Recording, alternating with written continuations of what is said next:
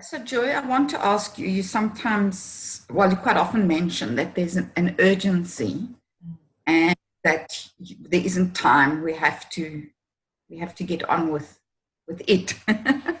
And I want to understand what is this urgency? What is it? Yeah, and that's such a jolly good question, because I really have been feeling that urgency for about 4 or 5 years, and just it's a push and a push and a push to show up and be here and take part, participate in whatever way you're supposed to. So there's this unique sense of who I am and how I've got to participate.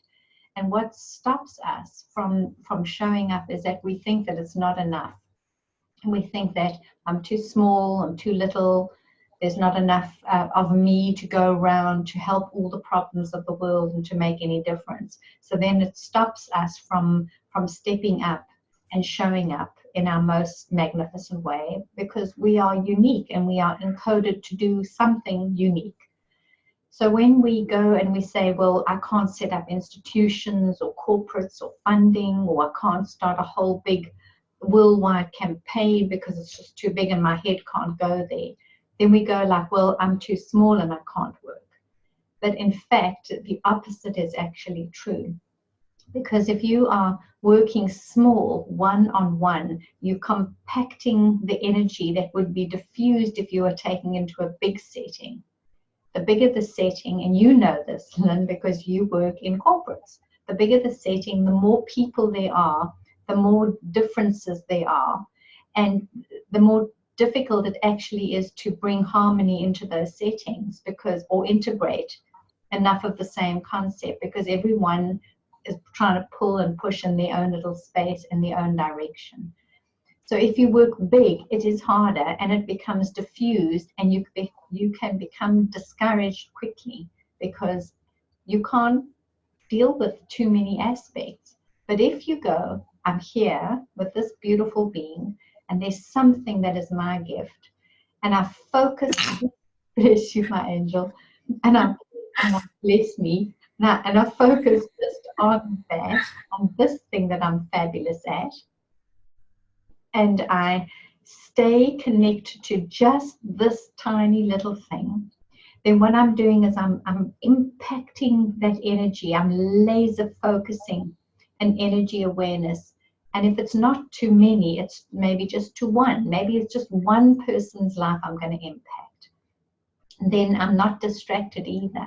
I'm really connecting into that life and to that energy being with all my heart and all my soul. That is the way we're going to change it. Imagine if every one of us said, well, I will touch one person's heart. One. Then we would touch everyone's heart. Yeah. And that's when we get confused. So that urgency is to show up, but we are feeling an urgency that is also linked to disappointment and a sense of despondency because it's too big and I can't make a difference. So that urgency we have is our desire coming through and our coding awakening, but we're not activating. We're not actually doing anything because we've become immobile. Yes. Actually, I think there's a lot of truth in that, Joy. I mean, I do sometimes sit and think, oh, what difference am I really making? Maybe one person, as you say, I am making a huge difference in his life. Let's hope it's for the good. So it does. And then you do feel despondent because it seems as if the issues we're up against, especially if your attention gets lifted to the global issues, just seem so desperate. They are. They really are. They are so massive and they're so huge.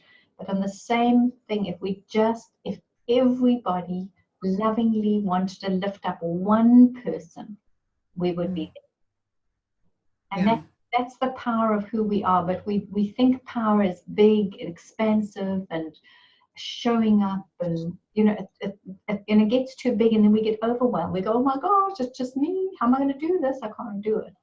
So we've got to bring it back to small, feel the desiring as an urging, not an urgency, but an urging us to show up. Just keep showing up. even when you're Keep showing. sad, even when you're despondent, even when your heart's breaking, just reach out, show up. Back to that scale of consciousness of Richard. Oh yes, her name? power versus force. That's Yes. David Hawkins' Power versus Force, where he looks at the calibrations of our energy. Yes. Yeah. Yeah.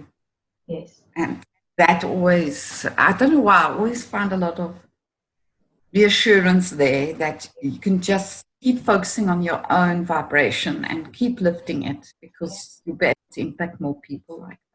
Yes. And and the energy moves without you having to do something. You just keep the energy high enough so that the energy that is being relayed from you or transmitted from you is an energy resource rather than a depletion energy. It's a resource energy, and it will uplift. Yeah. I love that too. Yeah. So people who don't know what that is, you know, and I'm just saying this on our recording, but the people who don't know what that is, they must send me or you a little note, and we can send them the information about what that is. Yes, absolutely. Yeah. Absolutely. Yeah. I think I must post it on my site. I'll do that too. Okay. Definitely do that. Yeah, we've got it. We've got to do it. And the magic in the David Hawkins thing, what I love is that we don't even have to love everybody, because love is the high vibration of 500. But if we can be neutral, that's where we want to be. Yeah. Just get there. Yes, just be there.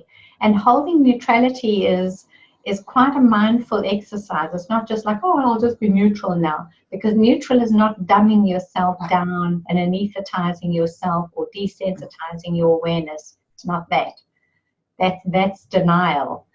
Neutral is I stand in the space and I hold me and I hold you in high regard, so that both of us are held in high regard. And that's the trick of being truly neutral. Non-judgmental. Yeah, that's it. Exactly. That's very hard, because we just judge immediately. Why do we do that, hey? Yeah. I think it's a survival instinct. I think so. I definitely think so. It just seems ridiculous.